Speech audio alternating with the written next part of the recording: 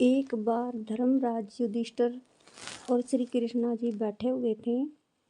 धर्मराज युधिष्ठिर कृष्णा जी से पूछते हैं, हे कृष्ण मधुसूदन, मुझे विजयदशमी एकादशमी के बारे में बताएं।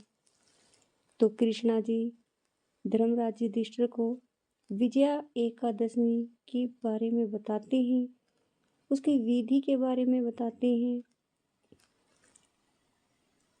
एक समय देवऋषि नारद ने जगत पिता ब्रह्मा जी से पूछा कि हे ब्रह्मा जी, आप मुझे फाल्गुन मास के कृष्ण पक्ष की विजया एकादशमी का विधान बताएं।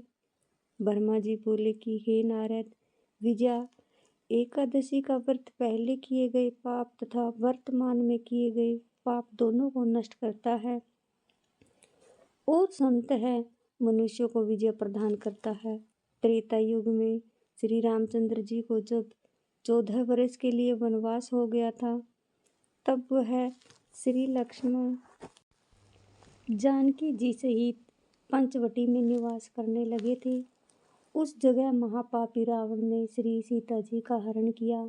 इस दुखद समाचार से श्री राम जी तथा लक्ष्मण जी अत्यंत व्याकुल हुए और श्री सीता जी की खोज में चल दिए।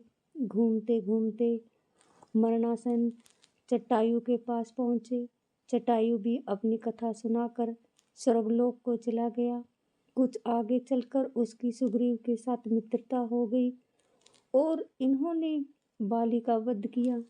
श्री हनुमान जी ने लंका में जाकर सीता माता का पता लगाया। वहां से लौटकर हनुमान जी श्री रामचंद्र जी के साथ आए और उन्होंने लंका का सब समाचार रामचंद्र जी से कहा। श्री रामचंद्र जी ने सुग्रीव की सहमति लेकर वानरों और भालुओं की सेना सहित लंका को प्रस्थान किया। श्री कृष्ण रामचंद्र समुद्र के किनारे पहुंच गए। तब उन्होंने महान अज्ञात और मगरमच्छ से युक्त समुद्र को देखकर श्री लक्ष्मण जी से कहा कि हे लक्ष्मण, इस समुद्र को हम किस प्रकार पार करेंगे। श्री लक्ष्मण जी बोले, हे राम जी, आप पुरुषोत्तम हो और सब भली भांति जानते हो। यहाँ से करीब आधा योजन की दूरी पर कुमारी द्वीप में बकदाल्य नामक मुनि रहते हैं। आप उनके पास जाकर इसका उपाय पूछिए। लक्ष्मण जी के वचनों को सुनकर श्री रामचंद्र जी बकदाल्य ऋषि के पास गए और उनको प्रणाम करके बैठ गए। मुनि ने उनसे पूछा कि हे रामचंद्र जी, आप कहाँ से पधारे हैं। श्री राम जी बोले कि हे महर्षि, मैं अपनी सेना के साथ यहाँ आया हूँ और राक्षसों को जीतने लंका जा रहा हूँ। आप कृपया करके समुद्र पार करने का कोई उपाय बताएं। बकालदेव मुनि बोले, श्री राम, मैं आपको एक उत्तम व्रत बतलाता हूँ। फाल्गुन मास के कृष्णा पक्ष की विजय एकादशी का व्रत करने से तुम अवश्य ही समुद्र के पार हो जाओगे और तुम्हारी विजय होगी। हे श्री राम जी, इस व्रत की विधि यह है कि दशमी के दिन स्वर्ण, चांदी, तांबा या मिट्टी का एक घड़ा बनाएं। उस घड़े के नीचे सतनजा और ऊपर जौ रखे। उस पर श्री नारायण भगवान की स्वर्ण की प्रतिमा स्थापित करें।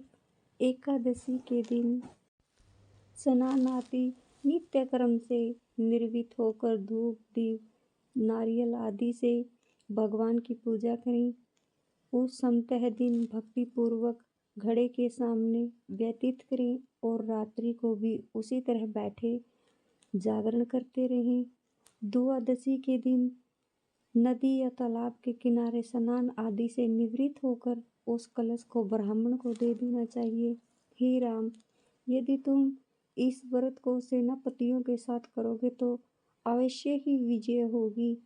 श्री रामचंद्र जी ने विधि पूर्वक विजय एकादशी का व्रत किया और इसके प्रभाव से दैत्यों के ऊपर विजय प्राप्त की। अतः हे राजन, जो मनुष्य विजया एकादशी व्रत को विधि पूर्वक करेगा उसकी दोनों लोकों में विजय होगी। श्री ब्रह्मा जी ने नारद से कहा, हे पुत्र, जो इस व्रत का महात्म्य सुनता है उसको वाजपेय यज्ञ के फल की प्राप्ति होती है। इसी के साथ बोलिए श्री रामचंद्र की जय।